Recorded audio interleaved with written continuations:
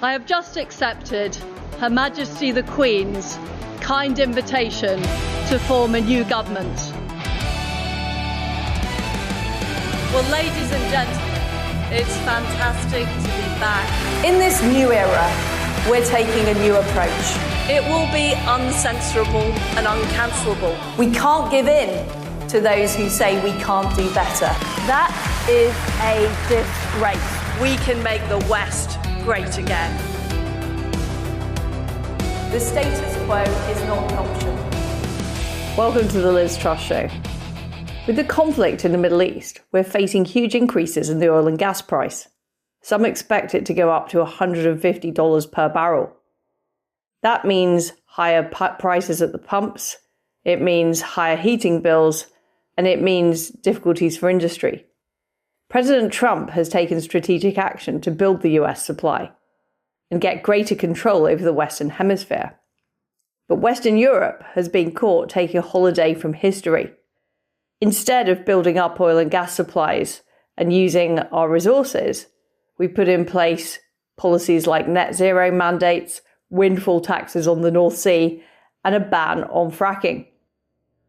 I talked to Tim Stewart, president of the United States Oil and Gas Association, about the implications of the rise in oil prices, the likely future scenarios, and why oil and gas is still the key to geopolitics.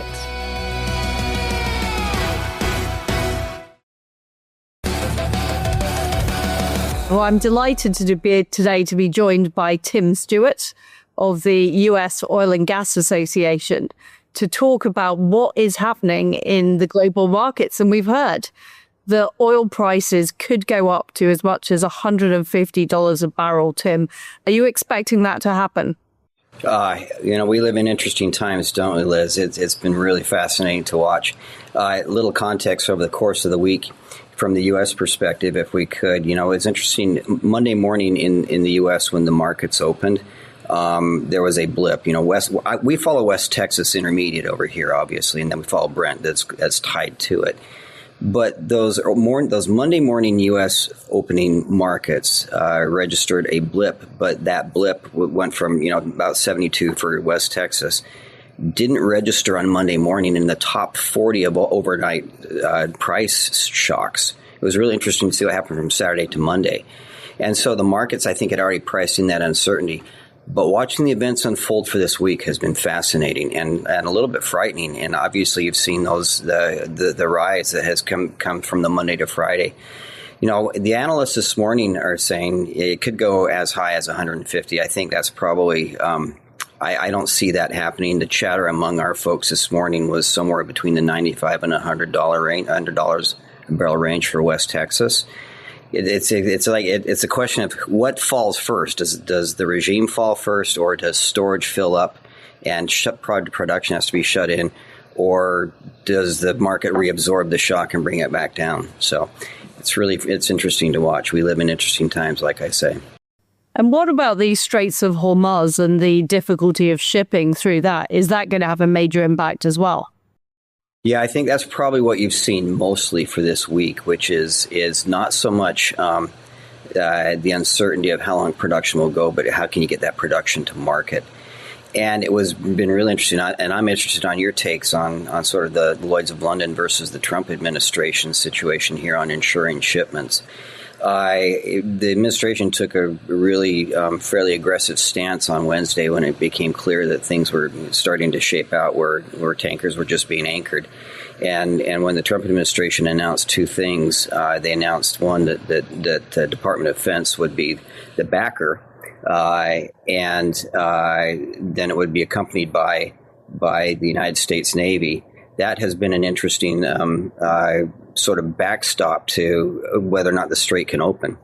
So I think all the uncertainty has been built around whether or not the oil can actually get to market. So I think it remains to be seen what happens here over the next probably 72 hours to where the markets will go on Monday.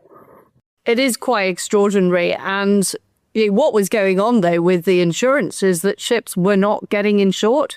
That's the reality of the situation. So I completely understand why the president had to step in at that moment. And it is unfortunately another sign of how uncompetitive the UK is becoming, because we have adopted regulatory regimes such as Basel II, which has presented Lloyd's of London doing what they needed to do. And, one of the stories, I think, of this conflict is the fact that Europe has not woken up to the changes in the world, that it's still clinging on to an old order which doesn't exist anymore. And President Trump understands the geopolitics of this situation. He understands the importance of oil and gas, hence the Venezuela intervention, and also what's happening in Iran. What do you expect to be the next steps in terms of the policy of energy dominance? Yeah. This is going to be a long answer, so bear with me if you would. I mentioned that absorbing the initial price shock and then the rise over the week. From the U.S. perspective, it has been really interesting because the administration really has sort of changed the global order. You had just mentioned that. And I tell people all the time that if you approach this Trump administration as a Republican with a standard Republican playbook, or if you approach them as a Democrat with your Democratic playbook, those playbooks don't apply anymore, because this is not a Republican administration. This is a disruptor administration. And that's how it's been for the last 16 months. It really has been interesting to watch that this second Trump administration has been staffed with people who are truly disruptors to markets and to the order of doing things in a good way. They realize that for the most part, the way Washington works and the way Washington has projected its power over across the world has been calcified. There's scales on and these disruptors have come in and said, we're not going to run the same playbooks anymore. And so we saw that specifically in three areas. One, a year ago when the administration first came in and they aggressively drew back all of the Biden administration regulatory shackles were put on the energy industry across the board, not just oil and gas, but everything. The regulatory burdens and new requirements that we were living under were gone all of a sudden, and that unleashed the optimism in the markets, in the capital markets, to reinvest in projects. That was the first disruptive thing. And then the Venezuelan playbook was really, really interesting. Nobody really saw that coming except for a handful of people. And there's what I call the lanyard class in D.C., the experts, so to speak, right? And they 6 weeks ago they were saying this is never going to happen in Venezuela, never going to happen. The companies will never go in there. And 5 weeks to the day from the time that Trump took the action against the Maduro regime, 5 weeks to the day, companies like Halliburton and Chevron and others had crews on the ground. That's how quickly it turned. So the chattering class in D.C. was wrong.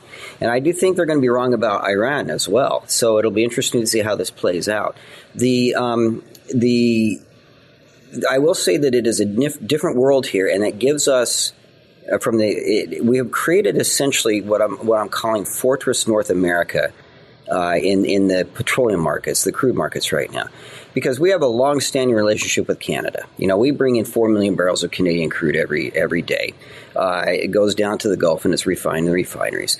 Venezuela is back on board as well, and our work in Argentina. And so essentially there's this North American energy island, so to speak, that has largely buffered us against not so much the price in the markets, but the absolute uncertainty as to where your LNG and your crude shipments are going to come from. The U.S., North America, is in a much, much better situation than our European and Asian allies. And what I think ultimately, Liz, what's going to happen is this is going to reorder the markets themselves on where customers are getting LNG from. If Qatar says we're going to suspend LNG shipments, the United States has said, well, we're going to keep shipping.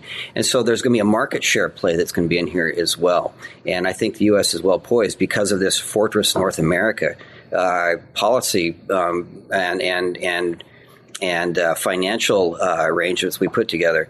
We're in a much better situation, with all due respect to our friends in the UK. I'd rather be us than you guys right now.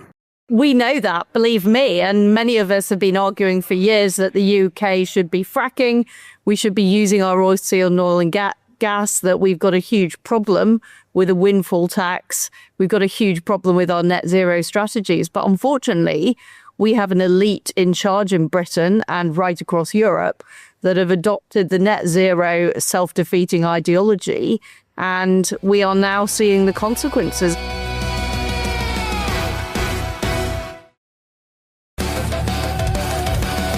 We already have energy prices that are 4 times the energy prices in the US. How much worse do you think it is going to get for us as a result of what is happening now in Iran? You know, you just described something that's real interesting. Before I address the Iran issue, you just described the UK, and the closest parallel to us is California.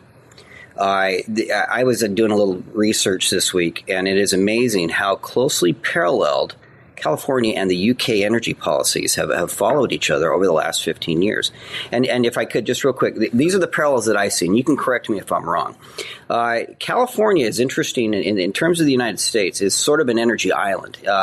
There aren't major oil and gas pipelines going over the Sierra Nevadas to get to California, but California itself has plenty of resource. They have plenty of oil and natural gas. In fact, they're sitting on probably 2 billion barrels onshore, plus they're offshore.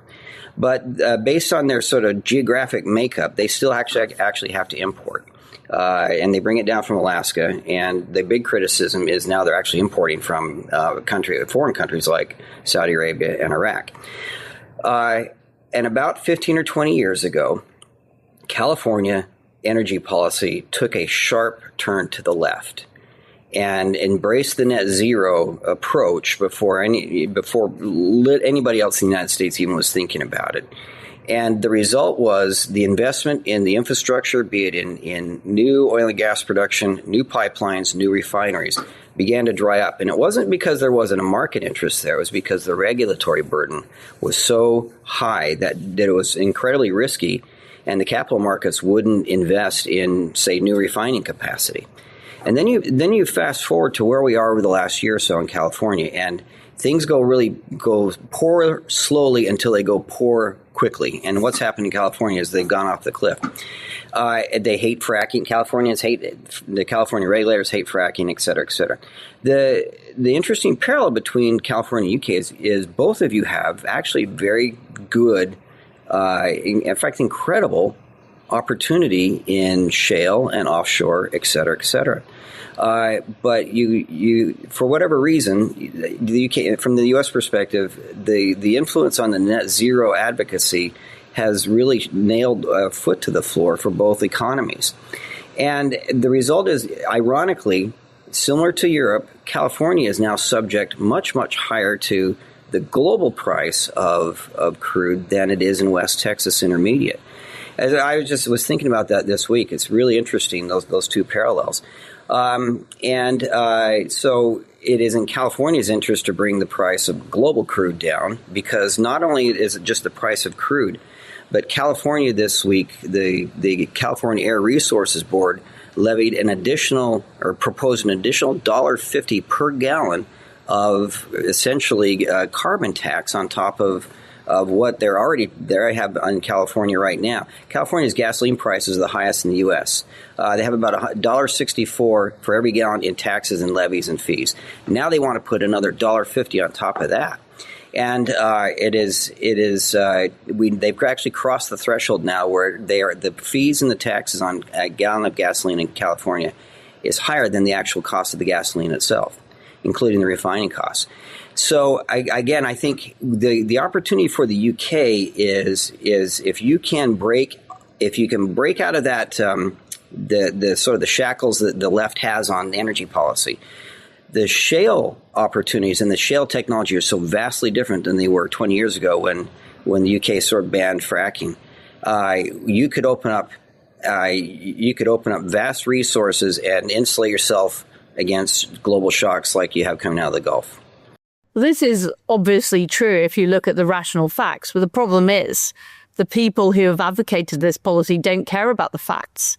They're extreme environmentalists who don't believe in economic growth, who make all kinds of wild claims about what's going to happen to the climate. And they have successfully captured institutions in countries like Britain, in places like California, but also the EU and the overall sort of globalist mindset that we've seen in organizations like the World Economic Forum as well. And what is happening now is a massive wake-up call to these people who thought they could rely on oil prices not going up that much and being able to import gas. And now they've all been caught short. And I guess the question is, at what point does this get to a sufficient level of crisis for places like California and Great Britain that there has to be a decision to say we are going to frack, or we're going to build LNG terminals, we're going to import LNG, in the case of Britain from the US, what is the breaking point? Because I thought this was years ago. I mean, we've had 30 years now of economic stagnation. You kind of wonder how much worse can it get? But people seem to have an unlimited ability to not tell the truth about what is happening, to not understand the strategic role of oil and gas. And the fact is we're going to need those fossil fuels for quite some time to come. When do you think the wake up is going to happen? See, and that is a great question. It's puzzling because, again, I can't speak for the UK. I can't speak for Europe. I can only kind of give you the US perspective here. And I think it comes in phases. The old saying that the best way to get rid of really bad policy is to actually implement it and watch it play out. What we saw a portion of that starting in 2021 when the Biden administration came in and overnight just implemented myriads of bad policy. So from an oil and gas executive's perspective, it focused in Washington, D.C., dealing with the policy. Over the course of the Biden administration, there were over 250 individual actions that were put against the industry to either restrain or end production and or use of fossil energy. And that was everything from suspending leases for oil and gas leases offshore and onshore in the United States to regulating natural gas stoves. I mean, it was a broad approach, EVs, battery, all of that stuff, the things you guys are living through. And something interesting, really interesting happened almost on day one with the Biden administration that had changed, because I've been doing this for 30 years, but something happened on day one. And they canceled the Keystone XL pipeline, and then they canceled leasing. And you fast forward 6 months later, when inflation really began to kick off and the price of oil really began to launch, and it was in the middle of COVID, obviously. But for the first time, from the public policy and public relations perspective, for me, doing work for advocacy on behalf of the oil and gas industry, the public linked bad policy decisions with the price of energy. Prior to 2021, they just blamed big oil, and it was always big oil's fault, and it's always big oil. You guys are just price gouging, et cetera, et cetera. But for the first time in 2021, the Biden administration was so public about the actions they had taken, the consumers linked those two together and began to blame the administration for high energy prices. And to be honest with you, about 98% of the blame rested on them. There were other two things, but they deserved it because they made really bad ideas. And now what's happening, I think, is that's happening in California as well. Governor Newsom thinks he's going to be the next president, and all of a sudden the eyes are open about how bad California's regulatory impacts are on the economy. I can't help to think, I'm interested in your thoughts, but I can't help but think if oil goes above 100 to 120 for Brent, the UK is going to look at two things. They're going to look at, one, we're paying an awful lot for energy, and we're not able to take advantage of those high price environment, to bring in royalties and taxes, et cetera. I can't wonder, I'm interested in your thoughts, is this going to be yet another inflection point where something that the U.S. went through 4 years ago, is this what's going to happen in the UK? I don't know. I'd be interested in your thoughts on that. Well, I really hope so. I mean, to me, it's been obvious, the connection between the net zero policies and the fact that Britain is getting less competitive and our energy prices are sky high. I think we've got various problems. One is we've got the BBC, which still pumps out the propaganda that net zero isn't costing. And actually, if we're too reliant on oil and gas, that is pushing up energy prices. Of course, the opposite is true. It's reducing the use of oil and gas that have ended up pushing up energy prices in Britain. And I think the public are very disillusioned with politics. They're very disillusioned with the government. Keir Starmer is the most unpopular prime minister in British history. But I don't think people have fully connected the dots about the link between energy, our national security, and our economy. I think those links have not been made because we have had a consensus essentially imposed by the political class in Britain. I do think it's very important people wake up to that. I think it's the start of getting our country back on the right track.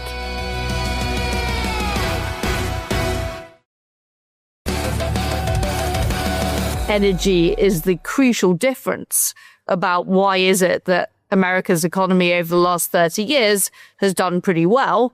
Why is it that our GDP is now 50% lower than Americans' GDP per capita? The big variable is the fact you've had an energy revolution, you've had the shale revolution, you have been able to see your traditional industries succeed, but also new industries like AI. Yes, people in Britain have to wake up. The question is, are they getting the information? And I think part of what changed in America is, of course, you had the podcast revolution, you had the new media, you had the MAGA movement able to communicate with the public about what was really going on. But I am hopeful that things in Britain will change. And I think we could end up, partly as a result of what is happening now in Iran, with a crisis that forces change. And if you remember, Britain ended up in the 1970s as a result of an oil price shock at the IMF's door because the country had run out of money. And that was also under a Labour government. I think we could go there again. Yeah. You raised something really interesting, and this is a pitch for your listeners to amplify your podcast, which is the other advantage that we had in that 2021 to 25 era when during the Biden administration was that there was an alternative media ecosystem that had sprung up and then actually had grown exponentially. There are two media ecosystems in Washington, D.C. There's the legacy media ecosystem, which is it's BBC for you, it's CNN for us, it's the Washington Post, it's the New York Times. But over the course of the last 5 or 6 or 7 years, and this is why the shale revolution in the U.S. had such an advance in the public relations and communication side of things, was there's this alternative media ecosystem that sprung up. John Solomon, you mentioned podcasts, streaming services, and other opportunities where if we could yell inside a milk jar at CNN and they don't listen to us, but we have a great amplification on the center to the center right. And that's what actually bought us time and frankly allowed us to be able to push back on this regulatory overreach that the Biden administration had. It's really interesting. I do a fair amount of media. And so if I go on, say, a legacy media channel at 3 o'clock in the afternoon, we have a service that tracks the viewership of that. And that will range anywhere from 250,000 to 2 million viewers, depending on the channel and the time. So it's a decent size reach. But if I go on a podcast, there are times when those daily podcasts get 1 million or more downloads. And so I can have somewhere between 2 and 5 times the reach by going on a podcast versus going on TV. I think from your perspective, Liz,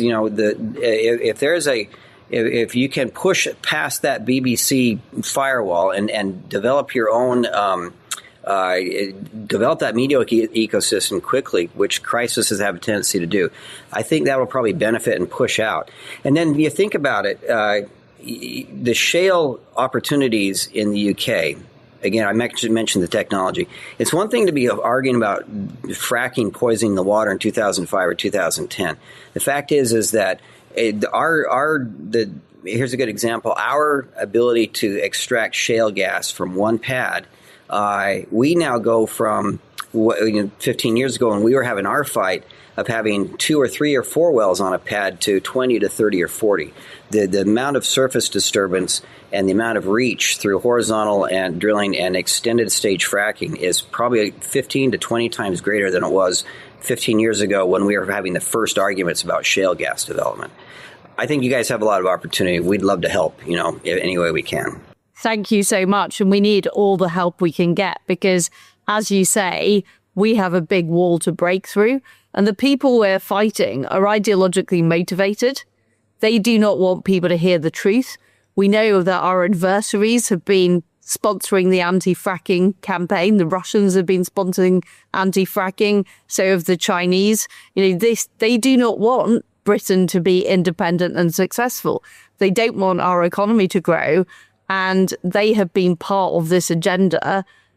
And we've seen the same right across Europe. It's why Western Europe is now so weak, is that we have committed economic self-suicide by not dealing effectively with our energy policy for what is now a very long time. And Trump is showing fantastic leadership on this. I think what we're seeing as well with Venezuela and also pressure being put on Canada is very important too, because we need to see America being the dominant power in energy, not adversaries. And that's what was happening under Biden. He was essentially appeasing the Iranians and giving them power, not just over the Middle East, but also over Europe and the wider world.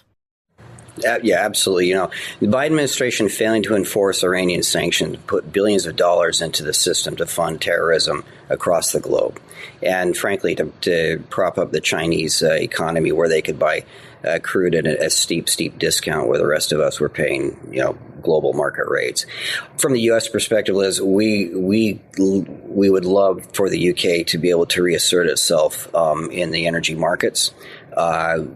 We think there's incredible potential there. And I think it would give us, if we could relink that partnership, it would give us a ability to leverage each other's global strengths and to be able to project our mutually decided upon interests, which is freedom and democracy and free markets across the world. We need to think, we need to reestablish that. And frankly, energy, cheap energy, affordable energy, reliable energy is the way to do it. That's what powers both of our economies. We'd love to be able to help any way we can. Well, thank you so much. And you're right. Energy is at the heart of that. And in order to win the argument in Britain, we have to make the argument. And that's what this show is about. It's about telling people the truth about what's happening in our country, how we save the West, how we mount a counter-revolution in Britain against those people who have brought our country to our knees. And it's great to have you as an ally in that fight, Tim. Thank you very much for coming on the show. I really appreciate it. It's been fun. Let's keep doing this. So we're happy to help any way we can. Well, it's great to talk to Tim Stewart of the Oil and Gas Association. I wish we had people like that in Britain, pushing hard to use our fossil fuels. After years of COP summits, hand-wringing about net zero, it seems that oil and gas is back on top. In fact, it always was. Our adversaries were busy building coal-fired power stations and using fossil fuels whilst we had been caught napping. It's very clear that Britain in particular is in a terrible situation, giving up on our oil and gas reserves and embracing left-wing ideologues. In order to change that, huge amounts of legislation will have to be reversed, like the Climate Change Act, like the Petroleum Act, but also we will have to root out the ideologues who are now key in the British government. They're there in the Treasury, in the Department of Net Zero. They're there right across our deep state. It's so sad that we could have been self-sufficient in oil and gas if we had got on with fracking. But not only did the state not want to do it, many elements of the Conservative Party didn't want to do it either. And now we're subject to a volatile market and a dangerous world, and it's going to be very, very difficult for Britain in the coming years. Thanks for tuning in to the Liz Truss Show. Please subscribe on Apple or Spotify or YouTube. Thank you for your support.